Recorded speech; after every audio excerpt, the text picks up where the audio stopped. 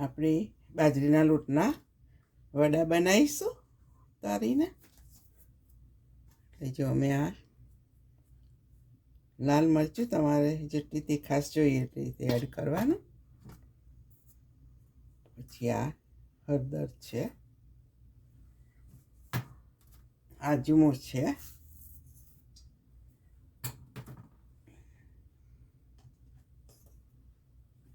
આ લીલા મરચાં છે, તીખા મરચાં છે એટલે આદું છે,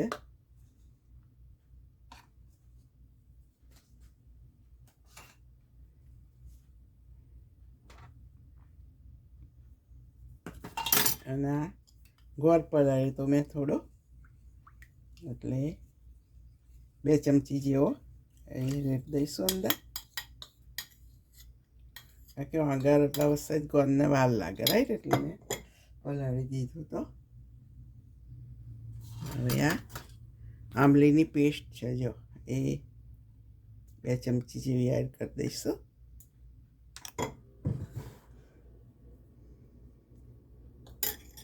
હવે આ મેથી છે, ધોઈ કાઢી હતી મેં, ભોજન હતી એટલે.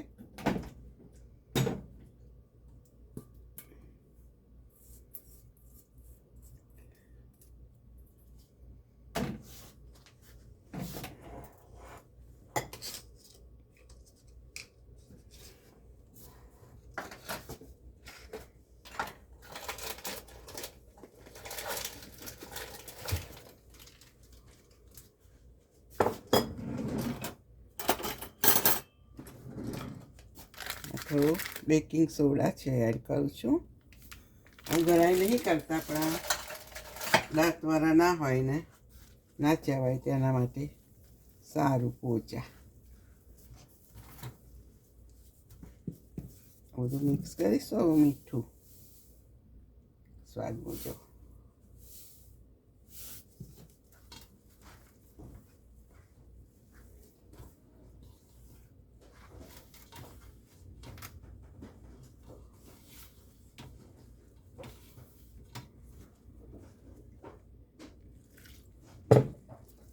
આંબલી ના હોય તમારી પાસે તો દહીં એડ કરી શકો તમે.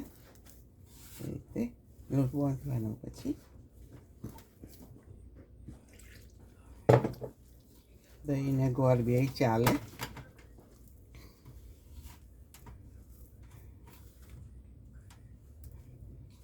સુગર ચાલે છે, અને જે રીતે વધુ હોય લોટ એ રીતે બાંધી દેવાનો.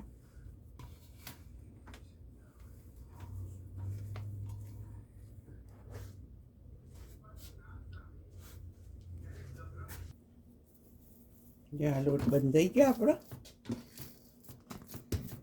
હવે આપણે એને ગોળ ગોળ ગોળા વાળીશું.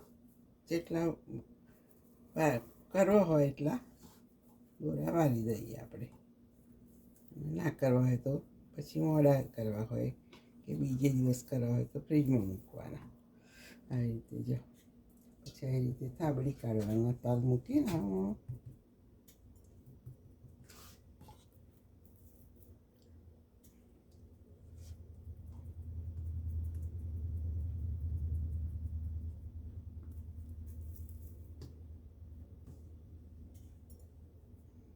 આદરી ઉપર પ્લાસ્ટિક મૂકી નહીં થાય આપણે. અમારી પાસે મેટ છે એટલે સારું ફાવે છે કે આપણે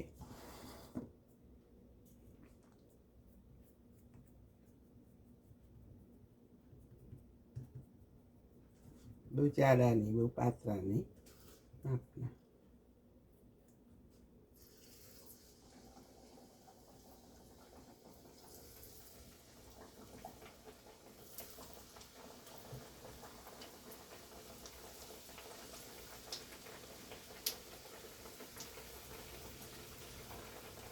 જેટલા કઢાઈમાં આવે એટલા મૂકી દેવાના. તમારે એકવાર ખાસ તાપે થવા દેવાના.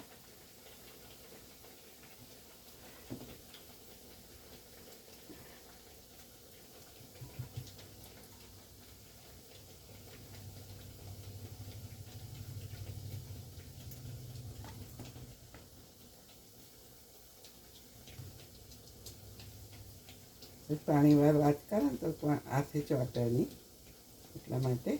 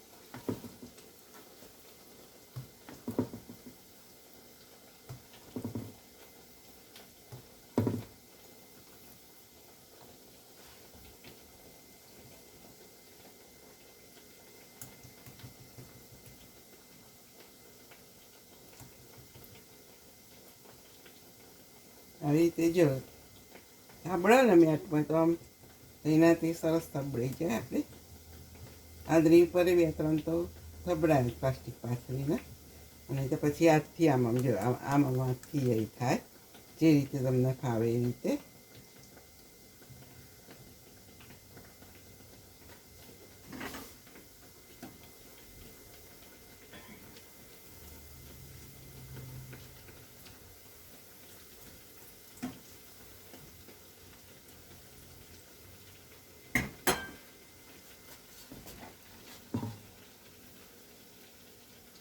આ રીતે જો કરી હાથથી આપણે રોટલા કરતા હોય આમ.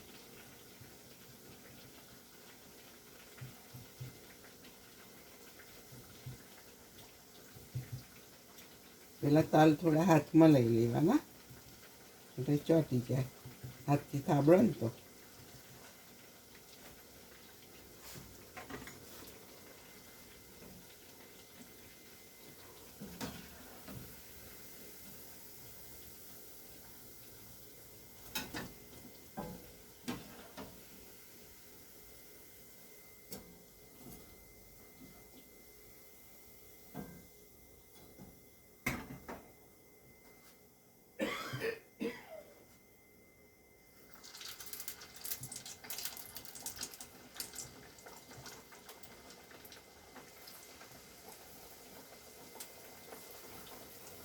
ચાર પાંચ આવી જાય છે એટલે એ રીતે મૂકી દેવાના.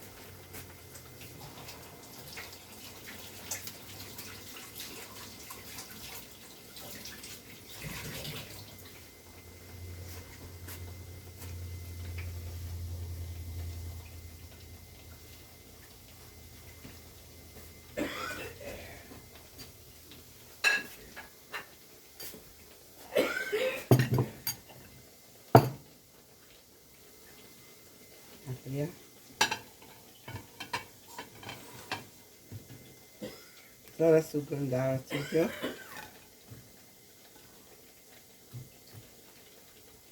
તમારે દહીં જોડે, દૂધ જોડે, ચા જોડે, ઢેબરાને પૂરી કરો તો રસ જોડે, બધા જોડે ખવાય. જો અમારા રેસીપી ગમે તો લાઈક કરો, શેર કરો, સબસ્ક્રાઈબ કરો ને બધા બનાવો. જલ્દી રેડી હોય તો થઈ જાય છે બધું. જો અને આ દહીંમાં મસાલો કરવો હોય તમારે મીઠું જીરું તો બી કરી શકો તમે, અને એમનેમ ખાવું હોય તો એમનેમ ખાઓ. C you next video.